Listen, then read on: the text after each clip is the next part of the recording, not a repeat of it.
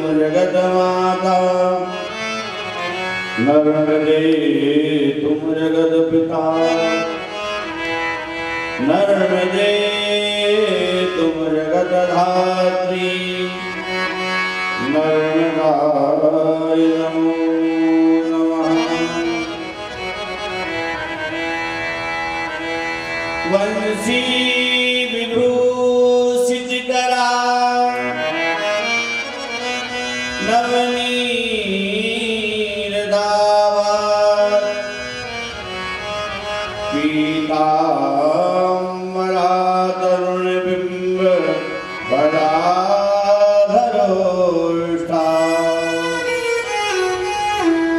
भोर्णेन्दु सुंदर मुखा दरविंद नेत्रा, कृष्णात् परं किमपि त्वमहं न जाने। वन्दौ सीतारामचरणं, जिनके नयन विशेष भक्ति अनुपायिनी, काटत भव के कलेश। बोलिए हनुमान जी महाराज की जय, रंगा मैया की जय हो, रामचंद्र भगवान की जय, शंकर भगवान की जय हो, सदगुरुदेव भगवान की।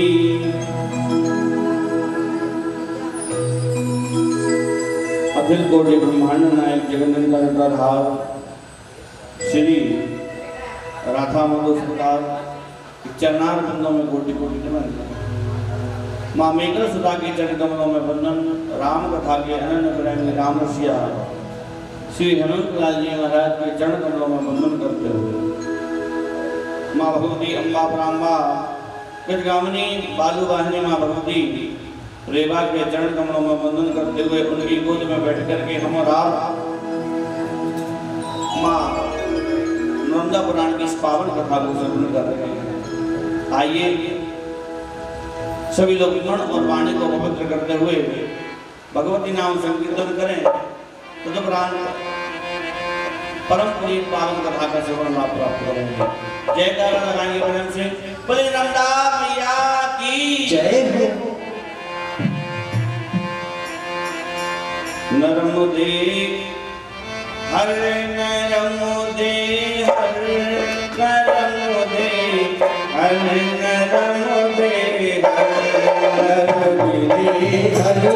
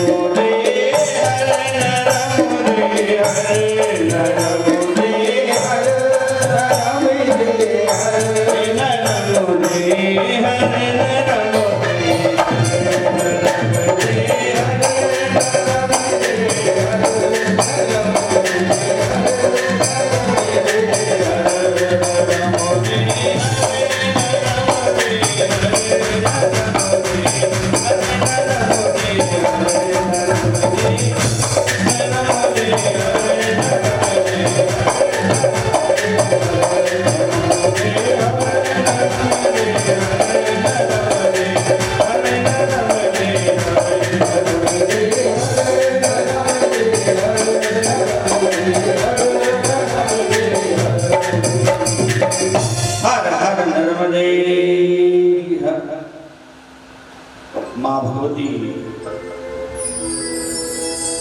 नंदा मैया की पावन गोद में बैठ करके हम और आप इस परशुराम मास में पावन कथा को श्रवण करने के लिए एकत्रित हुए हैं। बड़ा सौभाग्य का विषय है कि माँ भगवती की पावन पुनीत कथाओं को, भगवती के जन्म को, भगवती की उत्पत्ति को और भगवती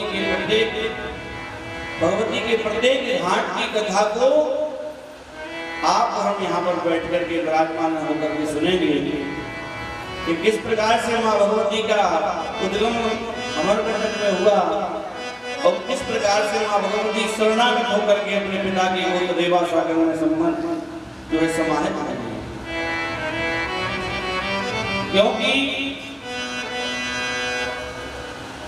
उत्तर और दक्षिण तटों पर दोनों पर करोड़ों करोड़ों तीर्थ आकर के निवास करते हैं माँ भगवती के। जिस पत्थर का माँ भगवती के जल ने स्पर्श कर लिया, जिस पाषाण का, वह पत्थर जो है वह शंकर बन गया। जिस माँ भगवती के हर एक कंकड़ में शंकर का वास है, ऐसी माँ भगवती अम्बा पराम्बा नंदा मैया की इस पावन कथा को श्रवण कर रहे हैं हम। कहा शास्त्रों में वर्णन आया है कि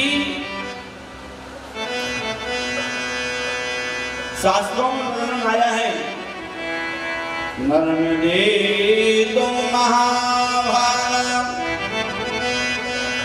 सर्व पाप हरि भवा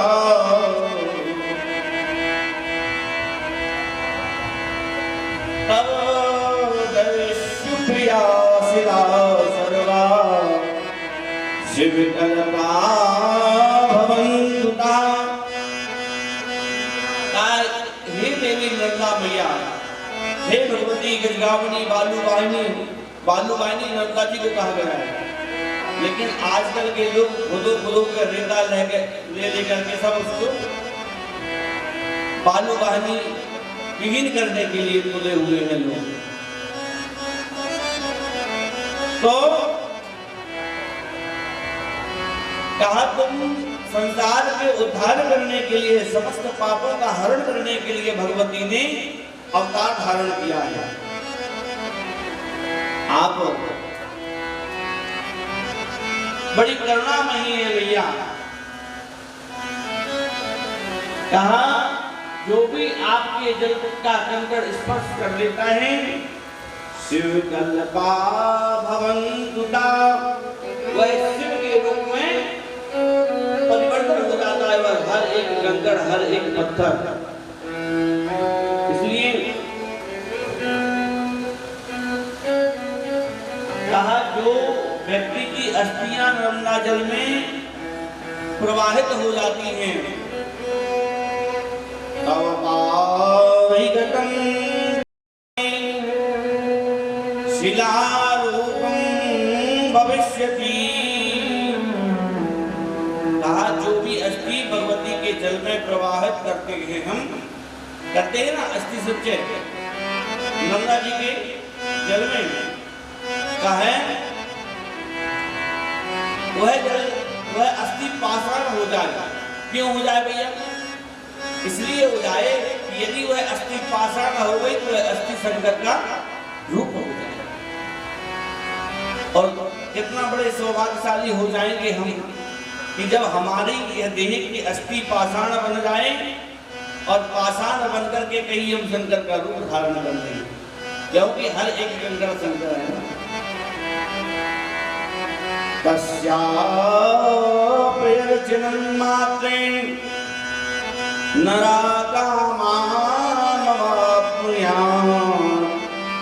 कहा जो कामांध हो जाते हैं वह व्यक्ति भगवती का अर्चन मात्र से, भगवती के दर्शन मात्र से उन दोषों से मुक्त हो जाएगा। इसलिए हम बड़े सौभाग्यशाली हैं कि जीवन में भगवती का दर्शन, भगवती का स्नान, भगवती में पूजन, करने का हमको सौभाग्य प्राप्त हुआ, क्योंकि भगवती अमरकंटक से जब निकलती हैं तो छोटी झाड़ी बड़ी झाड़ी, छोटे पर्वत बड़े पर्वतों से होते होते होते होते और बह रही हैं। अमरकंटक के पास में ऐसे अनेक तीर्थ हैं जिन तीर्थों में भगवती ने आकर के निवास किया, और जिस व्यक्ति ने, जिस महापुरुष ने, जिस संत ने, जिस राजर्षि ने मां भगवती के तट पर आकर के जो तपस्या की है, जो भजन किया है, वह तीर्थ उसकी उनके नाम से विख्यात हुआ है। हर एक घाट का ऐसा फल यहाँ पर कहा। भगवती के इन पावन तीर्थों में कबीर चौतरा है, जहां पर कबीर महाराज ने भगवती के तट पर आकर के मां रेवा की और आराधना की। कबीर चौतरा, वहीं से हम कबीर चौतरा पर दर्शन करते हैं मां भगवती के वहां पावन नाम का जो भी वहां पर जप करता है, कहा वह भी भगवती के रूप को प्राप्त हो जाता है और भगवती नंदा उसके ऊपर विशेष कृपा करती है। आगे चल करके जब चलेंगे तो महाराज मार्कंडेय जी कहते हैं धर्मराज युधिष्ठिर से कि ततो गच्छेन्द्र राजेन्द्रो, काहे राजन, जब हम अमरकंटक से चलेंगे तो कबीर चौतरा पड़ेगा, उसके आगे चल करके करंजिया नाम का स्थान है, वहां कंडवा नाम का जो संगम है, एक नाला आकर के भगवती में मिला। आप देखेंगे जब कहीं जाते हैं नर्मदा के किनारे किनारे तो कितने नाले नर्मदा जी से मिले हैं, कितनी नदियां मिली हैं, उन सारी नदियों का नाम इस नर्मदा पुराण के अंतर्गत आया। हर एक नदी, हर एक नाले का नाम आपको नर्मदा पुराण में श्रवण करने के लिए मिलेगा। कहा यहाँ पर छोटे छोटे ग्राम लगे हुए हैं। नर्मदा जी की विशिष्ट महत्व है। कहा कि तीर्थ में प्रयागराज में जाने से गंगा जी फल देती हैं और सरस्वती में स्नान करने से सरस्वती जी फल देती हैं, लेकिन नर्मदा जी कैसे फल देती हैं? ग्रामे वायुनिवारण्ये रेवा सर्वत्र पुण्यदा। किसी भी ग्राम में चल जाओ, किसी भी तट पर चल जाओ, किसी भी घाट पर चल जाओ, आपको वहां पर नर्मदा जी अपना फल देगी। और लेकिन सरस्वती जी कहाँ फल देगी स्नान करने का? कुरुक्षेत्र में। गंगा कलघने पुण्या कुरुक्षेत्रे सरस्वती, और ग्रामे वायुनिवारण्ये रेवा सर्वत्र पुण्यदा। हर ग्राम में ये नर्मदा जी का विशेषता है। कहीं पर जाइए आपको नर्मदा मैया पुण्य को प्रदान करेंगे, फल को प्रदान करेंगे। तो छोटे छोटे घाट यहाँ पर हैं। सरस्वती नाम का यहाँ पर घाट आया। अब हम महाराज डिंडोरी साइड को जब अमरकंटक से निकलेंगे, क्योंकि वहाँ झाड़ी ज्यादा है, तो डिंडोरी के यहाँ पर जब आ जाएंगे तो यहाँ पर एक सराय नाम का ग्राम है, उसके पास में बोदर नाम का ग्राम है, और एक वहाँ पर एक तीर्थ है नर्मदा जी के तट पर जिसका नाम है कुकर मठ। क्या नाम है? कुकर मठ। यहाँ मार्कंडेय जी कहते हैं कि यहाँ पर जिस व्यक्ति के जीवन में ऋण हो गया है, इस स्थान पर जाकर के शंकर जी का अभिषेक करे, शंकर जी का पूजन करे, तो वह ऋण से मुक्त होता है। क्यों?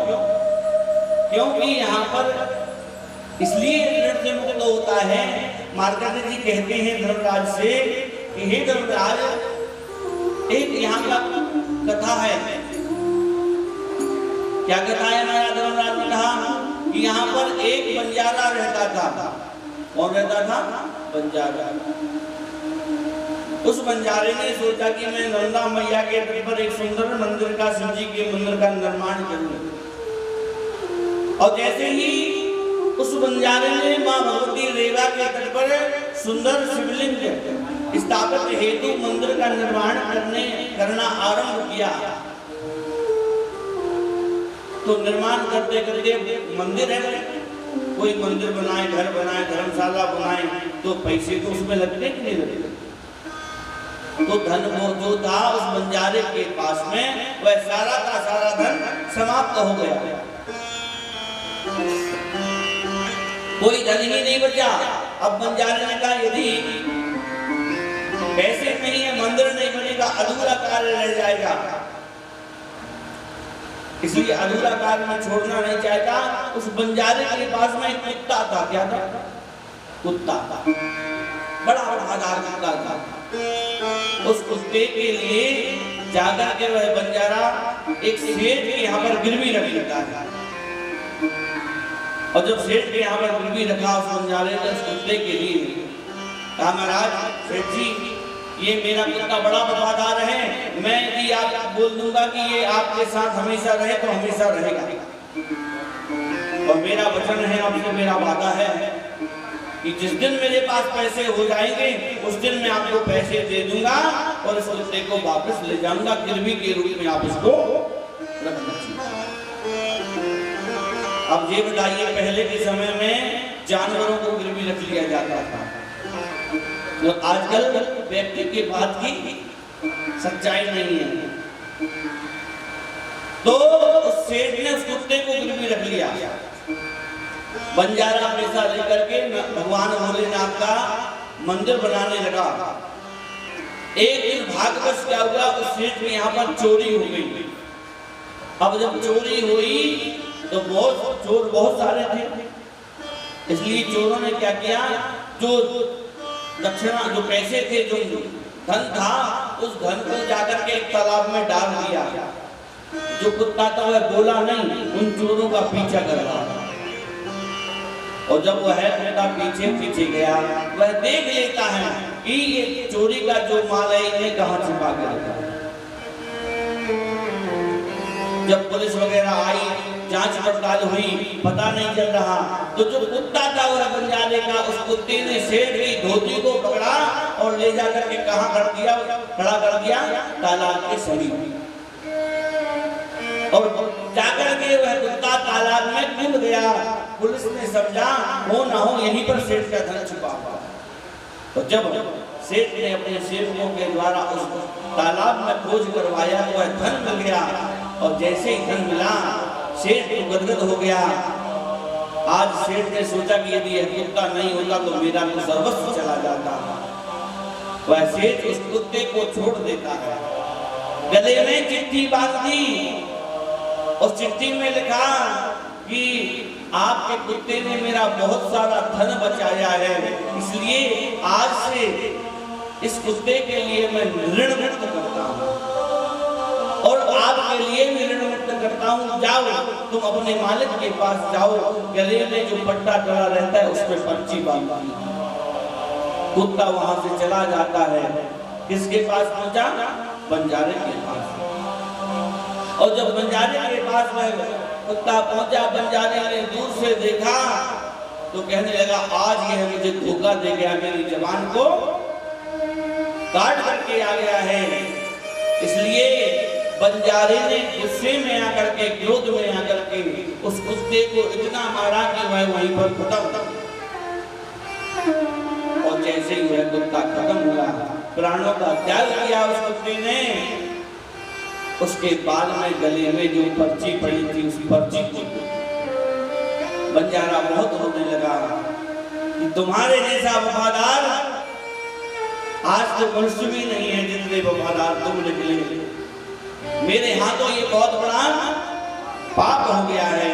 इसलिए उस बंजारे ने क्या किया, जो शंकर जी की स्थापना हो रही थी उस प्राचीन के रूप में उस बंजारे ने शिव जी की प्रतिष्ठा करवाई और प्रतिष्ठा करवा करके जब नामकरण की बारी आई, जब हमारे यहाँ पर कोई भगवान या कोई शिवलिंग की प्रतिष्ठा करते हैं, कोई मंदिर का निर्माण करते हैं, तो उस मंदिर का नामकरण किया जाता है।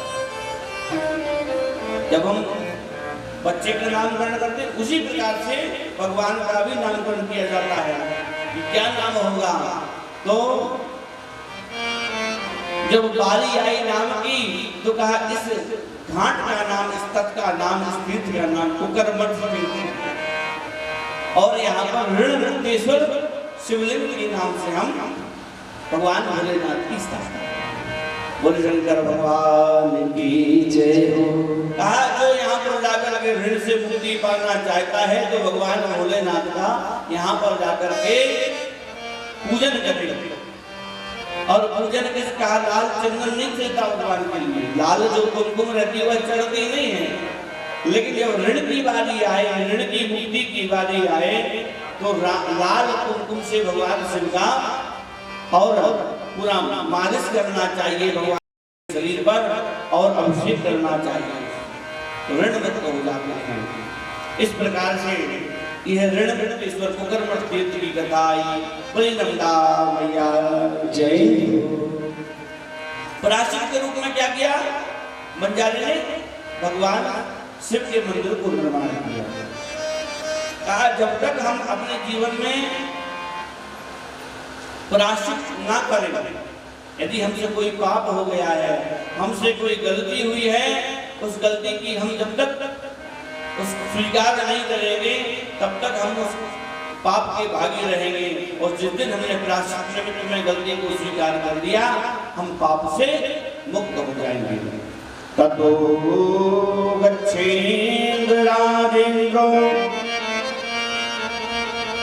काहे राजेंद्र उसके आगे चलेंगे तो एक तीर्थ है मधुपुर तीर्थ। क्या इसकी भी कथा भगवान श्री राघवेंद्र सरकार से जुड़ी हुई है? ये मधुपुर तीर्थ क्यों प्रसिद्ध हुआ? भगवान राम ने एक बार नेमी शरण में और अश्वमेध यज्ञ किया। क्या किया? यज्ञ। और जब यज्ञ किया भगवान ने, तो उस यज्ञ में एक अश्व को छोड़ा गया।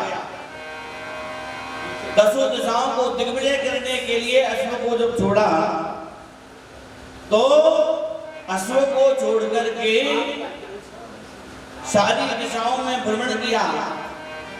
वह अश्व भ्रमण करते करते करते करते और मां नंदा के तट पर आया। उस अश्व के पीछे भगवान के जो भक्त हैं वो सभी दौड़ रहे थे, शत्रुघ्न जी दौड़ रहे थे। अश्वमेध यज्ञ अर्थात उसी यज्ञ में जब वह अश्व सम्मिलित नहीं होता तो यह पूर्ण होता नहीं।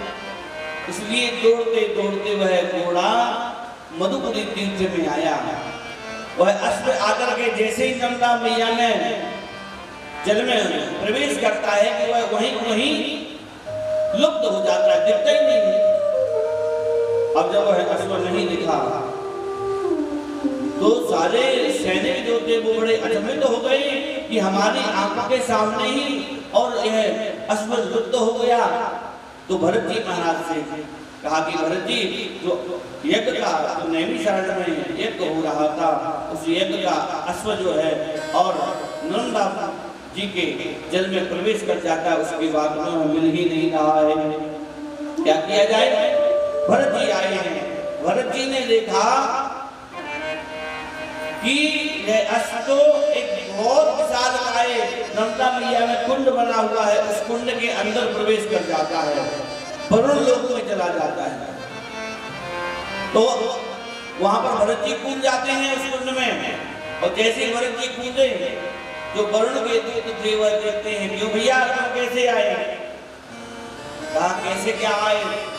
हमने हमारे राम जी जो यज्ञ कर रहे हैं उस यज्ञ को पूर्ण करवाने के लिए इस अश्व को लेने के लिए आए हो। अरे कहा यहाँ से अश्व लेकर के नहीं जा सकते, तुम मौत के मुंह में आ गए हो, तो भरत जी ने कहा राम काज लगी तब अवतारा, राम काज लगी तब अवतारा, राम काज लगी तब अवतारा, राम काज लगी तब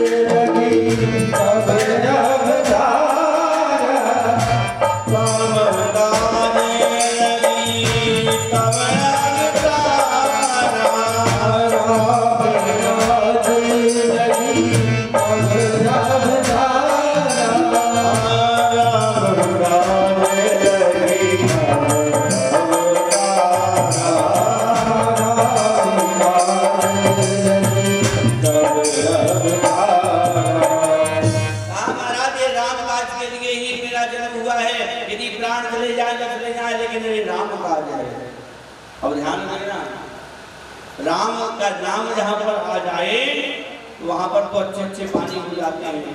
जैसे ही वर्ण के दूतों में देखा कि राम,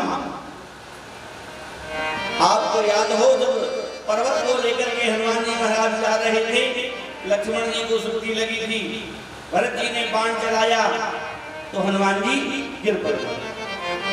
क्यों भैया कहाँ जा रहे हो? कहा ये शरीर राम के लिए है, और जो राम का नहीं वो किसी किसका नहीं, जो राम का नहीं वो किसी काम का है। क्योंकि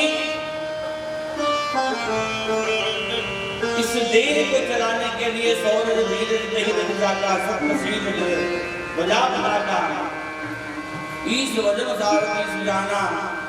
जब तक परमात्मा का नाम भजन नहीं होगा हमारे जीवन को, हम चला नहीं पाएंगे। राम नाम बिन गिरा न सोहा।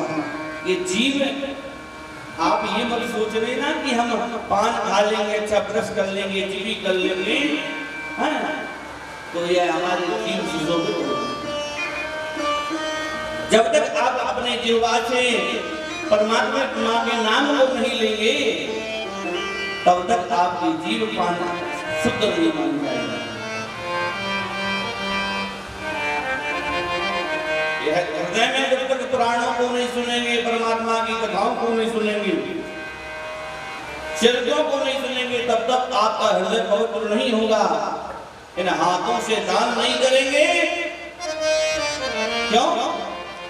हमारे इन हाथों में लेना सीखा है, कभी देना भी हम सीखेंगे। दान करना हमारे लिए बहुत आवश्यक है। जब तक हमारे इन हाथों से दान नहीं होगा तब तक हम अपने जीवन में धन्य नहीं होंगे। जब तक हमारे पैरों से तीर्थ की यात्रा नहीं होगी, जब तक हम मंदिर नहीं जाएंगे, तब तक हमारे पैर पवित्र नहीं होंगे। इसलिए जीवन में राम का नाम जिह्वा से होना चाहिए निरंतर। तो यहाँ पर मधुपुरी तीर्थ का वर्णन आया कि जैसे ही राम का नाम लिया, का महाराज राम तो सबको पार उतारते हैं, इसलिए आप इस अश्व को भी ले जाइए और आप भी यहाँ से जाइए और राम के उस कार्य को पूर्ण करवा के आइए। तब से इस तीर्थ का नाम मधुपुरी तीर्थ पड़ गया। यहाँ पर आकर के जब जगनेश्वर शिवलिंग की आगे चल करके स्थापना है। जमदग्नि जो ऋषि हुए हैं उनकी कथा तो आपने सुनी होगी।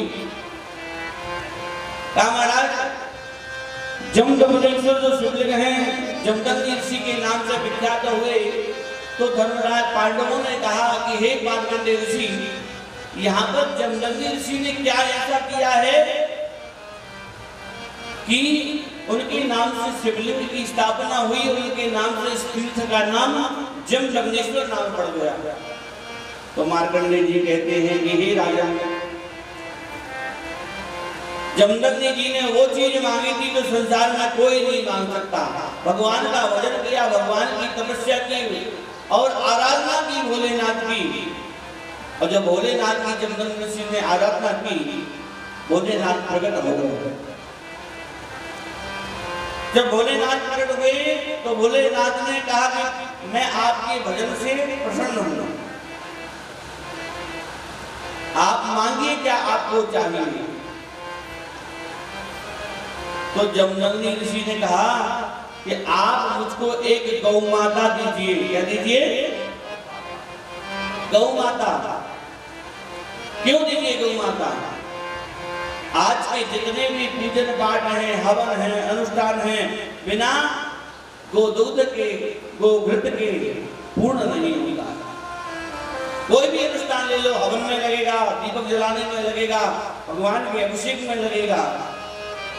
इसलिए मुझको वह तत्व प्रदान करने वाली वह गौ माता चाहिए जिसके दुग्ध में घृत है, दधी है, जिसके दुग्ध में स्वर्ण का वास है, जिसके अन्न में समस्त देवताओं का वास है।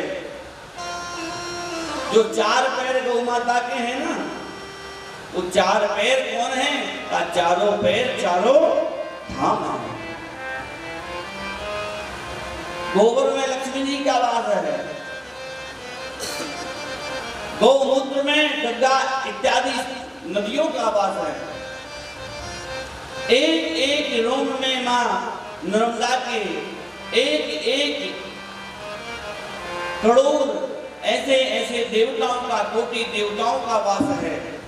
आज वही गौ माता दर दर भटक रही है और उसी गौ माता के लिए हमारे जमदग्नि ऋषि ने तप किया। भगवान भोलेनाथ ने कहा चिंता मत करो, हम आपको एक सुंदर गौ माता प्रदान करते हैं जिसका नाम है कामधेनु। कामधेनु अर्थात जो भी कामना उससे करोगे वह गौ माता आपको प्रदान करेगी। एक कामधेनु थी। जब वह गौ माता प्रदान की तो जमदग्नि ऋषि क्या करने लगे? उस गौ माता के माध्यम से संत सेवा आरंभ करती। जो भी इच्छा करते वह कामधेनु गौ माता वह सामने प्रकट कर देती और बढ़िया साधु सेवा चल रही है। जो खाना है, जो पीना है, यज्ञ करना है, अभिषेक करना है, पूजन करना है, सब हो रहा। तो ये सारी स्थितियां चलने लगी तो ऋषि का पूरे क्षेत्र में जय जयकार हो गई। और जय जयकार हुई महाराज तो क्या होता है कि जब कोई उच्च पद पर जाता है तो उसको गिराने के लिए बहुत से लोग आ जाते हैं। इतना क्यों बढ़ रहा है? उसको गिराने के लिए प्रयास किए जाते हैं कि ये कैसे गिरे।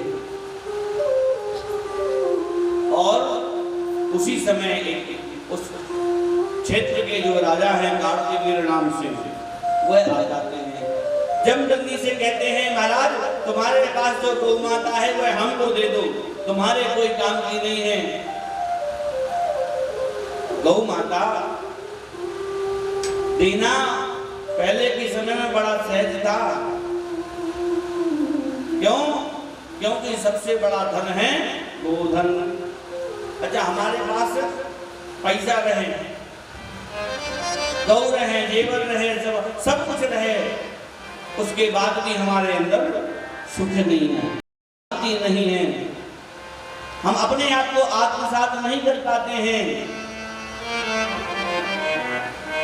सारी चीजें होते हुए हमारे पास एक धन की कमी रहने से हम अधूरे रहते हैं। कौन सा धन है? गोधन, गजधन, बारी धन और रतन धन काल। गोधन, गजधन, बाली धन और रतन धन खान, ये सारे धन हैं। उसके बाद भी हम संतुष्ट नहीं हैं। क्यों नहीं है? क्योंकि एक धन की कमी है। वह कौन सा धन है? कि जब आए संतोष धन कि सब धन धूल समान। जब तक आपके अंदर संतोष नहीं होगा तो आप अरबपति रहे, करोड़पति रहे, कुछ भी रहे आपके पास, कोई मतलब का नहीं है। और नहीं तो महाराज आपने देखा होगा साधनों के लिए, कपड़ों के लिए जो है, खाने के लिए मिल गया तो, ओढ़ने के लिए मिल गया तो, नहीं मिला तो, जो जैसी स्थिति में है हम उस स्थिति में खुश रहते।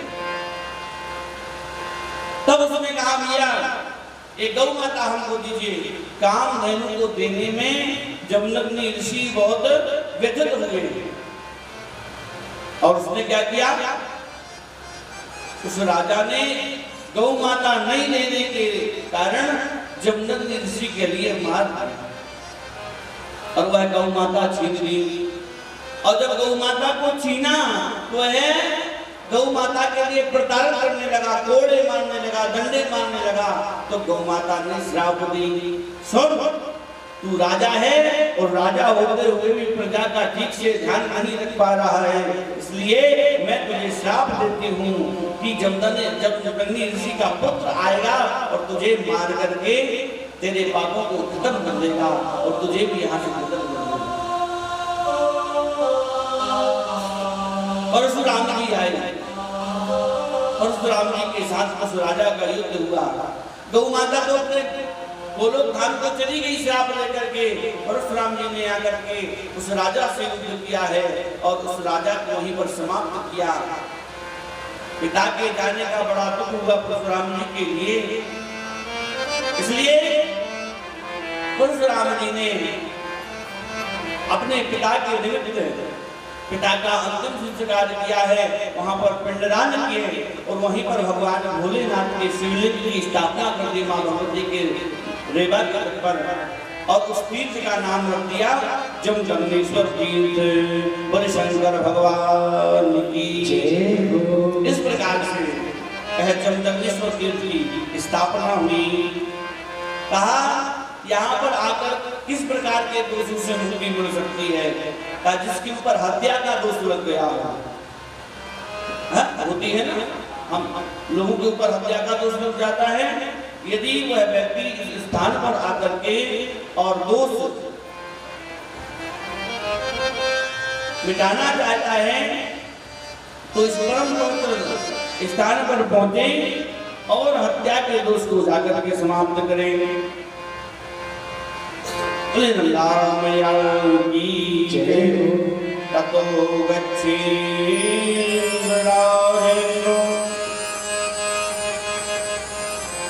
आगे चलकर के सहस्त्र धारा तीर्थ आया।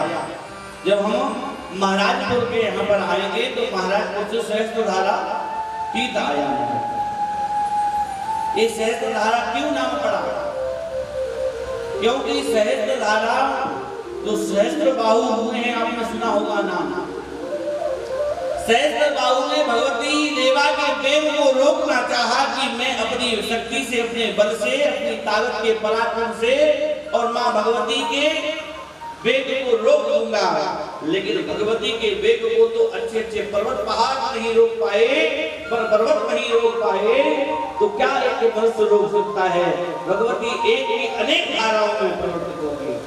जो एक स्वरूप का एक धारा की भगवती नंदा की तो सहस्त्र धाराओं के रूप में वहां पर बहने लगी। तब से इस तीर्थ का नाम सहस्त्र धारा हो गया। बोली नंदा मैया की जय। आगे मार्कंडेय जी कहते हैं देखो छोटे छोटे बहुत से तीर्थ हैं। ततो गच्छेन्द्र राजेन्द्रो लोकेश्वर तीर्थ मुक्तम। अब बताओ भगवान शंकर के कैसे कैसे नाम है? कहीं घृणेश्वर, कहीं घुसमेश्वर, कहीं धूमेश्वर, कहीं लुकेश्वर।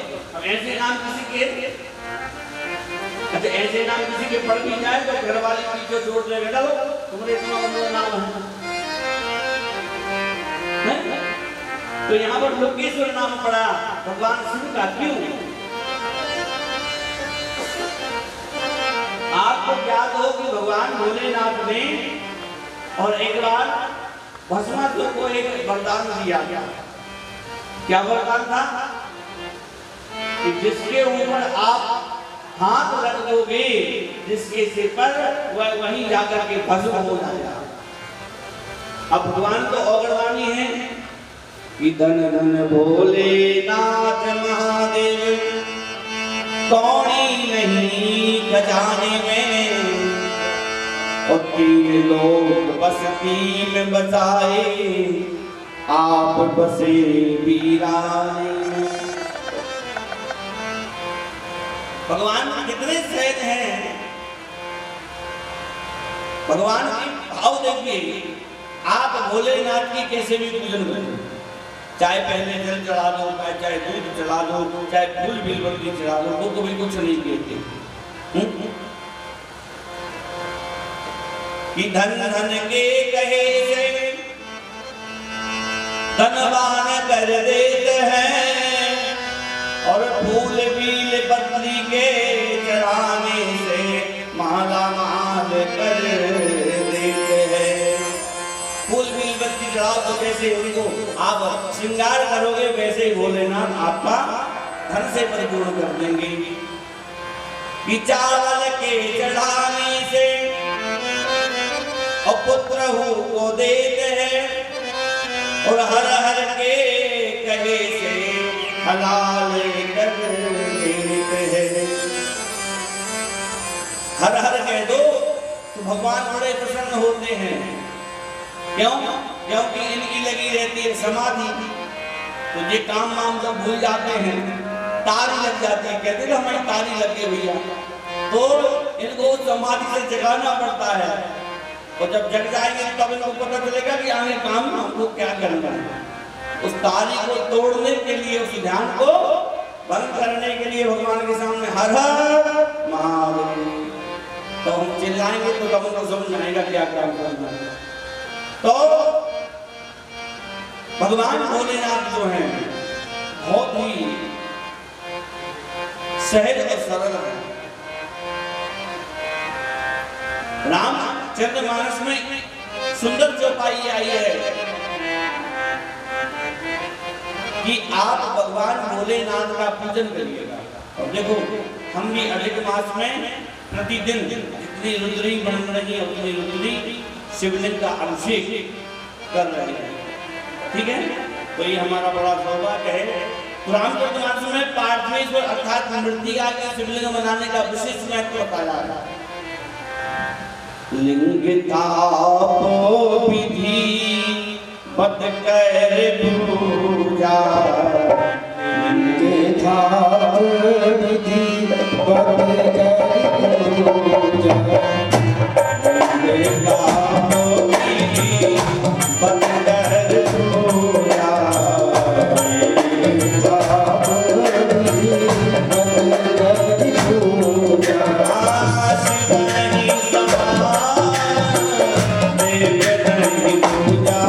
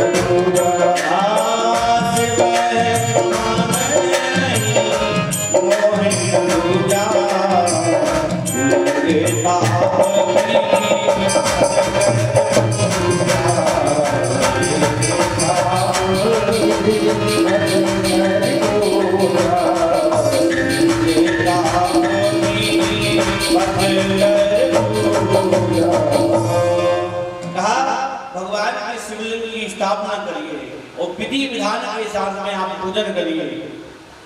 आप बिल्कुल निसंकोच होकर के अपने भाव से भगवान का पूजन करिएगा, आप 1 वर्ष के अंदर जो वस्तु चाहेंगे वो मिल जाएगा। 1 वर्ष के अंदर हमारी माताएं कोई 16 सोमवार, कोई श्रावण के सोमवार करती हैं कि नहीं करती, और उनकी मनोकामना भगवान भोलेनाथ पूजी भी करते हैं। क्यों? क्योंकि शिव समान दाता नहीं, विपत्ति विदारणहार, लज्जा मूरी रातियो श्री वरदा के असवार। हमारे जीवन में विपत्तियां, उन विपत्तियों को काटने वाला कौन है? संहार करने वाला कौन है? का संहार करने वाले शिव हैं। जब मुसीबत आएगी तो उनको कौन काटेगा? शिव काटेगा। जीवन में भोलेनाथ बहुत ही सहज हैं, आप जो भी चढ़ाते हैं उससे प्रसन्न हो जाता है। एक और बात, बकरे की भांति चिल्लाने से ज्यादा प्रसन्न होते हैं, ध्यान देना। हम करते ना, अब उसका कारण उसका कारण क्या है? उसका कारण ये है कि शंकर जी के सामने जब आप बकरे की भांति करोगे तो उनके ससुर की खबर आ जाती है। क्यों आती खबर? क्योंकि जब ससुर का गर्दन कटी, सिर कटा, तो बकरे का सिर लगा, और जब बकरे का सिर लगा तो उसके पहले भला भगवान भोलेनाथ के लिए सिर दक्ष प्रजापति ने, इसने दक्ष प्रजापति बहुत भला कहा, बहुत प्यारे थे, अशुभ शब्दों से संबोधित कर रहे थे भोलेनाथ के लिए। लेकिन जब क्रोध में जाकर के वीरभद्र ने धड़ से सर अलग किया, सब देवताओं ने प्रणाम किया, प्रभु ऐसा करिए, ये दक्ष के यज्ञ को पूर्ण करवाइए। भगवान ने कहा जाओ दक्ष को बकरे का सिर लगा दो, और जैसे ही बकरे का सिर लगाया है तो पहले तो बकबक कर रहे थे, तो बकबक करना बंद हो गया, दुनिया भर की बातें अब कैसे करने लगे? बकरे की बातें अब चिल्ला देंगे, तो कैसे चिल्लाने लगे? तो शंकर जी बड़े प्रसन्न हैं कि देख लो, थोड़ी देर पहले कितना बतिया रहा था, अब बोलते शब्द निकालते नहीं बन रहा, तो प्रसन्न हो जाते हैं कि ये हमारे ससुर जी विराजमान हैं। ताली बजाने से भोलेनाथ प्रसन्न हो जाते हैं। तो ऐसे परमात्मा की पावन कथा, ऐसे भगवान शिव का महत्व, और यदि शिव नहीं होते तो रेवा नहीं होती। शिव प्रिय में कल शैल सुतासी, सकल सिद्धि सुख संपत्ति राशि। शिव प्रिय में कल शैल सुतासी, सकल सिद्धियों को, सकल संपत्तियों को देने वाली, प्रदान करने वाली हैं। ध्यान देना, संसार में जल की कमी हो जाए लेकिन हमारे यहाँ पर जल की कमी नहीं होने देती। क्यों? क्योंकि माँ भगवती जिम बालक राखी मैं तारी, एक माँ के रूप में हम सब बालकों की माँ भगवती रक्षा करती हैं, पालन और पोषण करती हैं। इसलिए यहाँ पर भगवान भोलेनाथ का नाम पड़ा लुक्केश्वर। लुक्केश्वर तीर्थ क्यों हुआ प्रसिद्ध? महाराज भस्मासुर ने भगवान भोलेनाथ से क्या मांगा? वरदान मांगा। क्या वरदान मांगा? तो महाराज जिसके ऊपर हाथ रख दूं वो भस्म हो जाए। भोलेनाथ बड़े सहज के, ठीक है ऐसा ही होगा। अच्छा देखो, गुरु यदि कुछ बता दे तो चेला पहले गुरु की कान पकड़ेगा, गुरु जी तुम ऐसे चालू कर दो, तब तो पता चलेगा सही है या गलत है। तो भगवान भोलेनाथ जो हैं वरदान देकर के फंस गए। अब भोलेनाथ के, क्योंकि एक व्यक्ति होना चाहिए सिर्फ, अब यहाँ तो दो दो हो जाएंगे, भगवान शिव के पास तोड़ रहेगा, इसलिए क्या किया जाए? भस्मा तो सोचने लगा कि शंकर को ही भस्म करो पहले, जिसने वरदान दिया किसी दूसरे को ना दे पाए, है ना? तो सबसे पहले शंकर जी को भस्म करने के लिए भस्मासुर पीछे दौड़ रहा है, तो दौड़ते दौड़ते ही हमारे श्री और नारायण मिल जाते हैं। क्यों, क्या हाल चाल है? अरे कि हाल चाल का हाल ही खराब है। कैसा? ये देख रहे हैं पीछे लगे हैं। नारायण कहते तुम्हें क्या जरूरत है उल्टे सीधे वरदान देवी, आप फंस गए। अरे कहा ठीक है वो तो सब कुछ है, लेकिन अभी तो छुटकारा दिलाओ, चिंता मत करो। लेकिन एक बात रखो, अगली बार जब अपने भक्त को आप वरदान दें तो ठोक पीट लेना, अच्छे से सोच समझ करके भक्त को वरदान देना, ऐसे कुछ भी मत दे देना वरदान, समझ गए? ये ठीक है। तुम जाओ श्री नंदा जी के जल में जाकर के डूबा साध लो, लुक जाओ, छिप जाओ। भगवान नारायण ने जब कहा कि आप भोलेनाथ के जल में जाकर के छिप जाइए, छिप जाइए, तो भगवान भोलेनाथ यहाँ पर लुक गए और भस्मासुर को भस्म करना है तो कैसे हो, इसलिए भगवान ने एक नर्तकी का वेश बनाया जो नृत्य करती है, मोहिनी रूप जिसको कहते हैं, जिनके रूप को देख करके मोहित हो गए, वह वेश बनाया भगवान ने। बन गए विष्णु नर से नारी, अपनी मान सजाए हाय हाय, नर से नारी बन गए। अब भस्मासुर के साथ रास्ते में मिल गए, कहाँ जा रहे? अरे कहा शंकर जी को भस्म करना है, वो तो ठीक है, पहले सुनो तो हमारी बात। क्या कि तुमको नृत्य करना आता है? नृत्य करना आता है? हाँ आता है। अब उस रूप को देख करके भगवान नारायण को रूप को मोहित हो गए। कौन? भस्मासुर। ऐसा करो तो हमसे विवाह कर लो। विवाह तो कर लेंगे, लेकिन एक बात बताएं कि हमारे जैसा डांस करना पड़ेगा, नृत्य करना पड़ेगा। अब भगवान फंसा रहे उसको कि ठीक है वो तो हम करेंगे। तो भगवान ने कहा चलो पहले अपन ट्रायल करें। अब डांस होने लगा, दूसरे नृत्य कर रहे हैं, दूसरे में कहीं भगवान कमर पे हाथ रख रहे हैं, कहीं ऊंचा कर रहे हैं, तो भस्मासुर भी कोई स्थिति में जाने लगा। पर जैसे ही भगवान अपना सिर पे हाथ ले जाए तो भस्मासुर हाथ देने जाए, क्योंकि वो याद जाए कि मैंने सिर पे हाथ रख लिया तो मैं बस को हो जाऊंगा। इसलिए नृत्य करते करते भगवान ने जब अपनी माया फैलाई तो भस्मासुर भूल गया कि मैं वरदानी हूँ कि सिर पर हाथ रख दूंगा तो भस्म हो जाऊंगा। इसलिए भस्मासुर नृत्य करते करते एक बार जैसे ही परमात्मा नारायण ने अपने सिर पर हाथ रखा है और उस हाथ को देख करके भस्मासुर ने भी अपने सिर पर हाथ रखा कि वहीं पर वह भस्म हो जाता है। बोले शंकर भगवान की जय हो। भस्मासुर का नारायण ने वहां पर उद्धार करवाया है। शंकर जी के पास आ गए, नर्मदा जी के तट पर निकल आओ बाहर। अरे के महाराज हमें तो छुपे ही रहने दो, बड़ा आनंद आ रहा है। क्या वो तो ठीक है, लेकिन तुम्हारा शत्रु और आज अपने धाम को चला गया है, चिंता मत करना, अब तुम आराम से आ जाओ। नहीं करो, बाहर तो आ जाऊंगा, लेकिन आज मेरा यह तीर्थ मेरे नाम से विख्यात होना चाहिए। इसलिए इस तीर्थ का नाम शिव भगवान भोलेनाथ छुपे हैं, लुके हैं, इसलिए इस तीर्थ का नाम पड़ गया लुकेश्वर। बोले शंकर भगवान की जयकारा ऐसा लगा लो हमें भी लगे कि तुम नींद में आ रही हो। बोले जमना मैया की। तो ऐसा परम पावन तीर्थ है जिसका नाम है लुकेश्वर तीर्थ, महाराजपुर से यहाँ पर कहा। तो इस धाम में इस स्थान पर आकर के और भगवान भोलेनाथ की पूजन अर्चन करते हैं, माँ भगवती की आराधना करते हैं, उनकी समस्त मनोकामनाएं पूर्ण हो जाती हैं। इसके आगे और चलते हैं, आगे चल करके लुकेश्वर तीर्थ से कुछ मील चल करके एक बखारी नाम का तीर्थ है, वहां पर करैया नाम का तीर्थ है, बस्सी घाट है, ऐसे छोटे छोटे घाट हैं। और तेवर नाम की एक नदी आकर के वहां पर मिली है।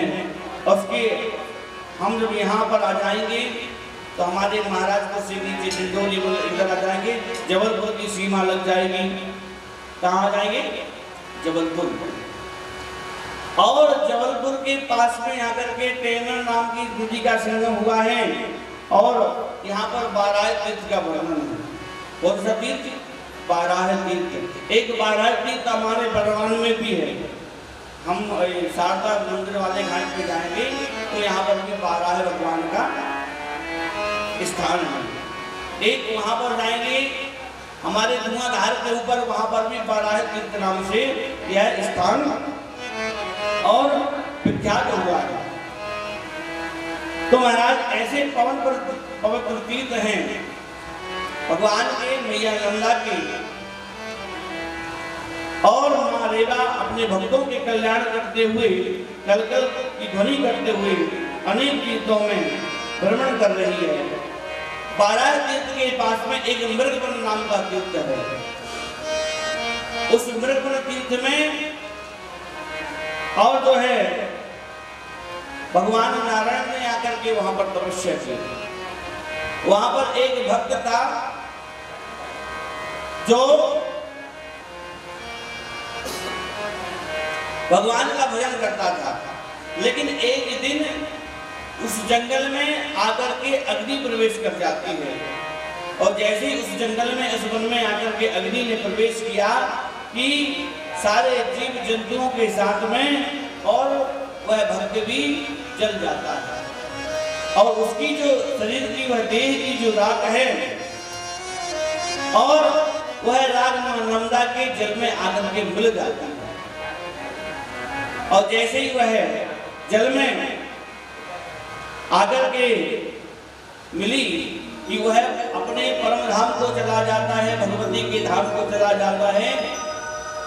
और जो अन्य जीव जंतु थे वह भगवान और नंदा जी के धाम में जाते हैं और यह जो व्यक्ति है वह वैकुंठ धाम को चला जाता है। उसका मोक्ष जैसे हुआ तो उसने कहा, हे प्रभु, हे भैया, आपके नाम को मैं निरंतर जपा, इसलिए मुझे आपका धाम प्राप्त हुआ, वैकुंठ धाम मिला है। ऐसे तीर्थों में मैंने सेवन किया इस तीर्थ का, इसलिए मुझे आपके धाम की प्राप्ति हुई है। जैसे मुझे आपका चरण सन्निधि मिली, जो भी भक्त आपके दर पर आकर के भजन करें, कीर्तन करें, नाम जप करें, दान करें, पुण्य करें, उनको भी आपके धाम की प्राप्ति हो। ऐसी मैं आपसे प्रार्थना करता हूँ, सबकी मनोकामना आप पूर्ण करना। और कहता है, गीत गाता रहूं, गीत गाता रहूं मैं सदा सर्वदा, नर्मदा नर्मदा नर्मदा नर्मदा। गीत गाता रहूं मैं सदा सर्वदा, गीत गाता रहूं मैं सदा सर्वदा, नर्मदा नर्मदा नर्मदा नर्मदा नर्मदा नर्मदा।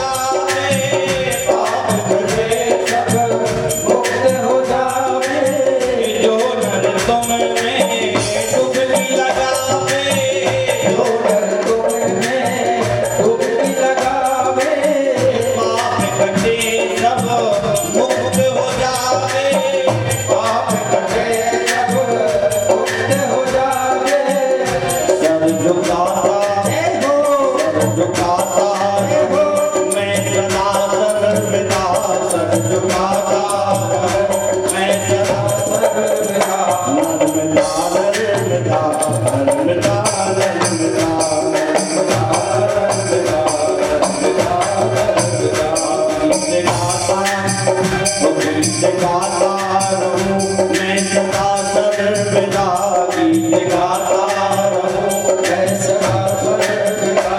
नर्मदा नर्मदा नर्मदा नर्मदा।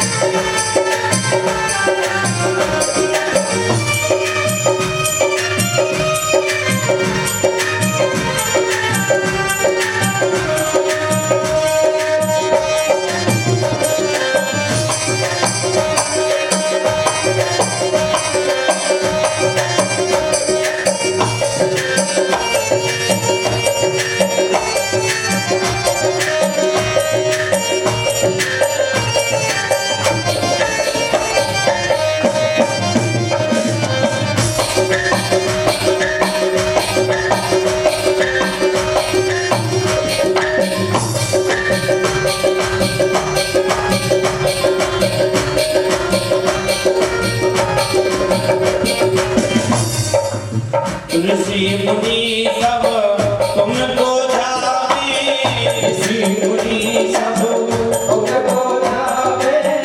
ऋषि मुनि सब तुमको जावे, ऋषि मुनि सब तुमको जावे। वेद पुराण भी तुमको बतावे, वेद पुराण भी तुमको बतावे। हाँ वेद पुराण भी तुमको बतावे, वेद पुराण भी तुमको बतावे। गुनगुनाता जय हो गुनगुनाता रहूं मैं सदा सर्वदा, गुनगुनाता कहो मैं सदा सर्वदा। क्या करते रहे हम? गुनगुनाता गुनगुनाता रहूं मैं सदा सर्वदा, गुनगुनाता रहो मैं सदा सर्वदा। नित्य नित्य नित्य प्रतिदिन एक ही नाम हो, और कौन सा नाम? नर्मदा नर्मदा नर्मदा नर्मदा नर्मदा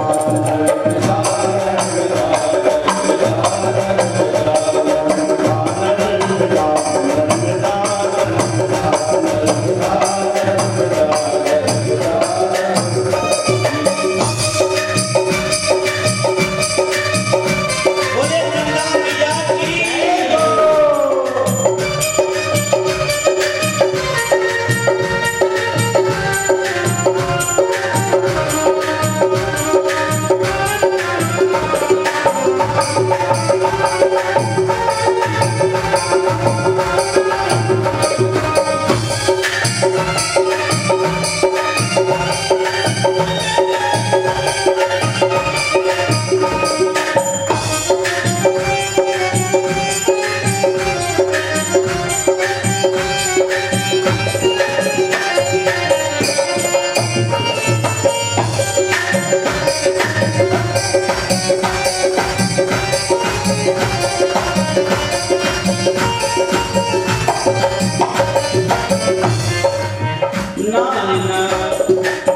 नारी पुरुष तुमको जावे, नारी पुरुष तुमको जावे। साधु संत सब तेरे गुण गावे, साधु संत सब तेरे गुण गावे। साधु संत सब तेरे गुण गावे, साधु संत सब तेरे गुण गावे। नाम जपते जय हो नाम जपते जय हो नाम जपते रहे हम सदा सर्वदा, नाम जपते रहे हम सदा सर्वदा। नर्मदा नर्मदा नर्मदा नर्मदा गीत गाता रहूं मैं सदा सर्वदा, गीत गाता रहूं मैं सदा सर्वदा, नर्मदा नर्मदा नर्मदा नर्मदा नर्मदा नर्मदा नर्मदा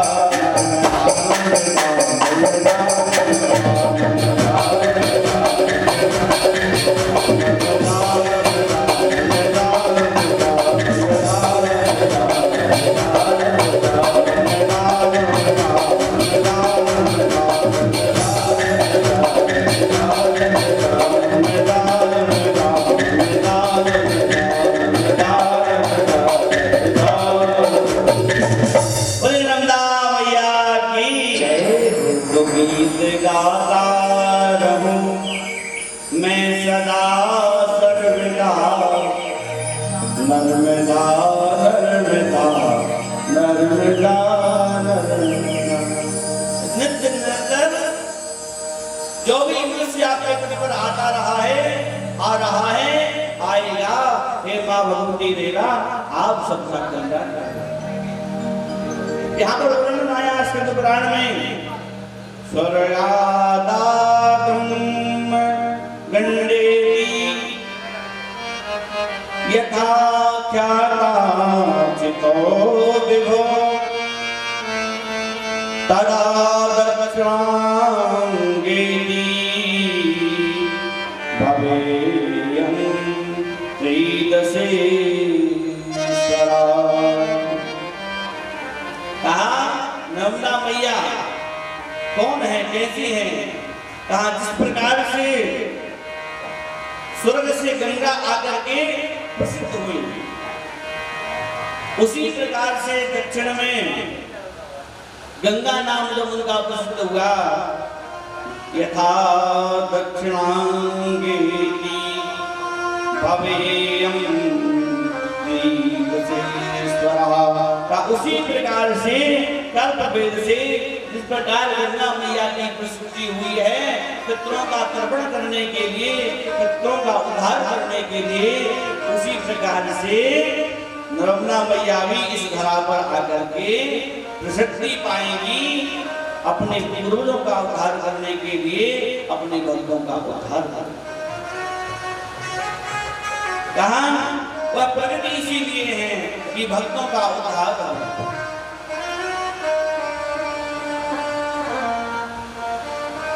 नर्मदा नाम क्या है? नर्मदा, जो जीवन में कभी समाप्त ही ना हो, जो कभी मरे ही ना, आप जाने ना। लोग बांध देते तो छोटी धारा कर देते हैं, लेकिन धारा बहती है। आज तक आपने कभी सुना है कि माँ सारी नदियों की धाराएं समाप्त हो जाती हैं? बरसात में कुछ नदी बहती हैं और 1-2 महीने में समाप्त हो जाती है। कुछ नदी में थोड़ा थोड़ा जल रहता है, कहीं कहीं भरा रहता है। लेकिन नर्मदा नदी में कभी आपने ऐसा देखा है कि कभी उनका जल समाप्त हुआ हो? कितने बड़े बड़े शहर लगे हुए हैं जो जल, आजकल तो जहां देखो बड़े बड़े शहरों में नर्मदा जी ही जल की पूर्ति कर रही है। नर्मदा लाइन, घर घर नर्मदा जल पी रहे हैं हम, हैं? तो घर घर नर्मदे और हर हर नर्मदे, घर घर नर्मदा जी वितरण हो रहा है नर्मदा का। तो नर्मदा भी ऐसी पावन पुण्य भगवती हैं कि जो महाराज नर्मदा जी के तट पर आकर के, और जो समस्त शास्त्रों के ज्ञाता हैं, रचयिता हैं, वेद व्यास जी महाराज, उनने भी आकर के नर्मदा तट पर और भगवती की आराधना की है।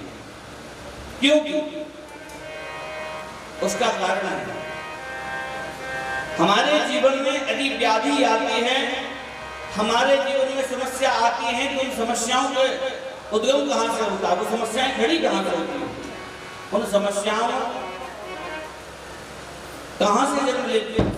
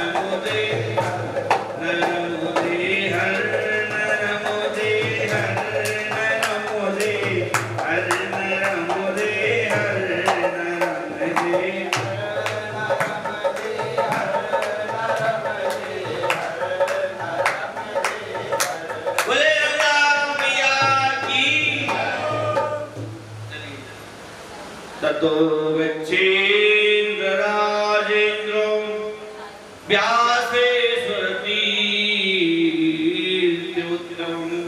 कहा महाराज, मार्कंडेय ऋषि कहते हैं कि आगे चल करके व्यासेश्वर नाम का तीर्थ है जहां पर महाराज व्यास जी ने आकर के तपस्या की।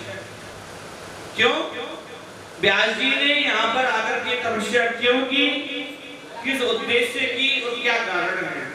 जब पांडवों ने पूछा तो मार्कंडेय ऋषि कहते हैं कि हमारे जीवन में एक सबसे बड़ी समस्या है मोह। क्या है? मोह। तो मोह सकल व्याधि कर मूला, ये मूल वही है मोह। हम से पाप का होता है, पाप हमसे जब हो जाता है कि तब हम मोह में पड़ते हैं। ये सबसे पहला पाप करवाने का रास्ता, पाप करवाने का तरीका है तो सिर्फ मोह है। और यदि हम मोह से मुक्त हो गए तो हमारे द्वारा कभी पाप नहीं होगा। कहा मोह कैसे होता है और मोह के द्वारा पाप कैसे होता है? कहा भैया मोह हुआ किसी वस्तु से तो हम उसके पीछे पड़ गए। मोह हुआ, व्यास जी महाराज को अपने पुत्र से मोह हो गया। मोह कई प्रकार के रहते हैं, संपदा में मोह है, धन में मोह है, परिवार में मोह है, अनेक अनेक प्रकार के मोह हैं। व्यास जी जो थे निर्मोही थे, लेकिन वह उनके यहाँ पर भी जब पुत्र का जन्म होगा, पुत्र कौन हुए व्यास जी के? क्या व्यास जी के पुत्र हैं श्री कौन बताइए? याद है आपने भागवत सुनी है ना? सुखदेव जी महाराज, व्यास नंदन सुखदेव। मोह है मैं कैसे पढ़ेगा? व्यास जी महाराज के यहाँ पर जब पुत्र का जन्म होगा तो जन्म लेते ही सुखदेव जी महाराज भाग गए, जंगल में गए भगवान की भक्ति करने के लिए, लेकिन पुत्र मोह था, है ना? मोह क्या नहीं करवाता महाराज? मोह जो आप उपासे रहे, व्रत करते हैं और दुकान पर सामान खरीदते हैं, जब तुम मार्केट में गए और आपने कोई अच्छी वस्तु देख ली, अच्छा हमारी माताओं ने कहीं अच्छी साड़ी देख ली, देख करके अरे यार ये तो लेना चाहिए, तो ये मोह हो गया। कोई स्वर्णकार की दुकान पर गए, उसको कोई ऐसे कहने को देख लिया जिससे हमको मोह हो गया। हमारे अंदर जब पाप जब ही उत्पन्न होगा तो अंदर मोह होगा, और बिना मोह के पाप होगा नहीं है। तो सुखदेव जी महाराज के अंदर मोह क्या होगा? हमारे व्यास जी महाराज के अंदर क्या मोह होगा महाराज? कि जैसे ही सुखदेव जी का जन्म हुआ, और जन्म जैसे ही हुआ तो सुखदेव जी का जन्म होते ही सुखदेव जी चले गए, लेकिन पुत्र मोह के चक्कर में और व्यास जी महाराज सुखदेव जी के पीछे पीछे दौड़ने लगे और क्या कहने लगे? अरे पुत्र रुको रुको, मैं तुम्हारा पिता हूँ, ये तुम्हारी माता है। लेकिन सुखदेव जी ने मुड़ करके भी नहीं देखा। जब मुड़ करके नहीं देखा तो जिस वन में सुखदेव जी महाराज थे और पीछे पीछे व्यास जी महाराज दौड़ रहे थे, उस वन के वृक्षों ने, उस जंगल के वृक्षों ने सुखदेव जी महाराज से के प्रति शब्द कहे। किससे कहे? व्यास जी महाराज ने। क्या कहा? पुत्रेति तन्मयतया तरवे तरवो विनेन्दु तं सर्वभूत हृदयं मुनिमानतोऽस्मि। पुत्र क्या? पुत्र के प्रति व्यास जी का मोह लेकर के वृक्ष कह रहे हैं, हे व्यास जी महाराज, आप जिस पुत्र को अपना कह रहे हैं, यह पुत्र सर्वभूत हृदय है, ये संसार की वस्तुओं से विलग है, इसके अंदर काम, क्रोध, मोह, लोभ, मत्स्य, अहंकार, ये सारी वस्तुएं नहीं है। तो उस मोह के कारण व्यास जी महाराज ने कहा कि मैं इतना बड़ा ज्ञानी होकर के अनेकों अनेकों शास्त्रों की मैंने रचना की है, अनेकों अनेकों पुराणों को मैंने लिखा है, लेकिन इतना बड़ा विद्वान होते हुए भी, ज्ञानी होते हुए भी, और मैं इस मोह में पड़ गया, इसलिए प्रभु मेरा मोह किस प्रकार निवृत्ति हो, उस मोह की निवृत्ति के लिए हमारे श्री व्यास जी महाराज ने आकर के नर्मदा मैया के तट पर आकर के भजन किया। आप ध्यान देना, आप सोचते हैं कि मोह कैसे छूटता है, कैसे हमारा मन भजन में लगता है। आप जब नर्मदा के तट पर आ जाते हैं और माँ भगवती का जैसे ही आपको दर्शन होने लगता है कि आप सारी अपनी सुध बुध भूल जाते हैं। भूलते कि नहीं भूलते बताइए? आपको नर्मदा मैया का नाम जैसे ही जीवा पर आता है कि आप संसारिक वस्तुओं से दूर होने लगते हैं। इसलिए व्यास जी महाराज आए और आकर के व्यास जी महाराज ने और नर्मदा मैया के मृगवन तीर्थ के नीचे आकर के यहाँ पर व्यास जी ने क्या किया भैया? भगवती की आराधना की और अपने उस मोह से छुटकारा पाने के लिए भगवती से प्रार्थना की। तब से इस तीर्थ का नाम व्यास तीर्थ पड़ गया। बोले व्यास भगवान की, नर्मदा मैया की।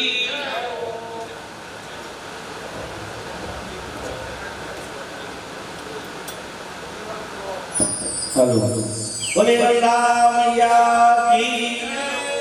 अपना मतलब ये काम नहीं करना चाहिए। अभी एक और सॉन्ग चार्जिंग वाला रखा है, ये मंदिर का है, अपना भी रखा है। यदि और दिक्कत आएगी तो इसको उड़ जाए। तो इस प्रकार से इस व्यास तीर्थ की महिमा यहाँ पर वर्णन हुई है। कहा भगवती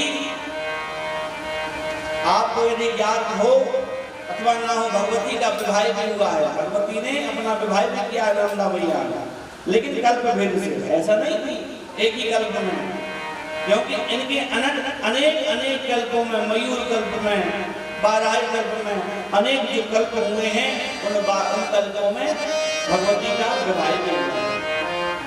तो विवाह किसके साथ हुआ है? कहा महाराज एक राजा हुए हैं जिन्होंने भगवती को इस धरा पर उतारने के लिए तप किया था। वह कौन राजा है? मार्कंडेय जी कहते हैं कि हे पांडवों, जो रेवा की आप कथा सुन रहे हो वह कल्प भेद से उनका विवाह भी हुआ है। स्कंद पुराण में इसका वर्णन है। कहा महाराज एक राजा हुए हैं जिनका नाम है पुरुकुत्सु, जिनका नाम है पुरुकुत्सु। क्या नाम है? पुरुकुत्सु। कितना कठिन नाम है। इन राजा ने भगवती के लिए इस धरा पर आने के लिए, जिंदन के कल्याण के लिए तप किया। इसकी आराधना की भगवान भोलेनाथ की, क्योंकि पिता ही सब कुछ देने वाले हैं। तो भोलेनाथ का तप किया। जिन ने मां भगवती नर्मदा को धरा पर उतारने के लिए तप किया है तो सबसे पहले भोलेनाथ का ही किया है। इसलिए भोलेनाथ की आराधना की। तो वह पुरुकुत्सु ने भोलेनाथ से प्रकट हुए, भोलेनाथ को मांगा कि हे महादेव, आप सब कुछ देने वाले हैं, देवों के देव हैं, आप एक वस्तु दीजिए। आप इस धरा पर पतित पावनी नर्मदा मैया का और पदार्पण करवाइए ताकि वह भगवती चिंतन का कल्याण करे। भगवान भोलेनाथ कहने लगे वरदान जब मांगा जाए तो ऐसा मांगो कि जो मैं देने में समर्थ हूँ। तो वह पुरुकुत्सु नाम का जो राजा था उसको चक्कर आ जाता है। भगवान कहने लगे देखो ऐसे ऐसे भी भक्त हैं कि यदि इनको कुछ नहीं मिला तो ये बेहोश हो गए। भगवान ने उनको मूर्छा अवस्था से उठाया है। कहा चिंता मत करो, तुम जो मांग रहे हो मैं तुमको अवश्य दूंगा।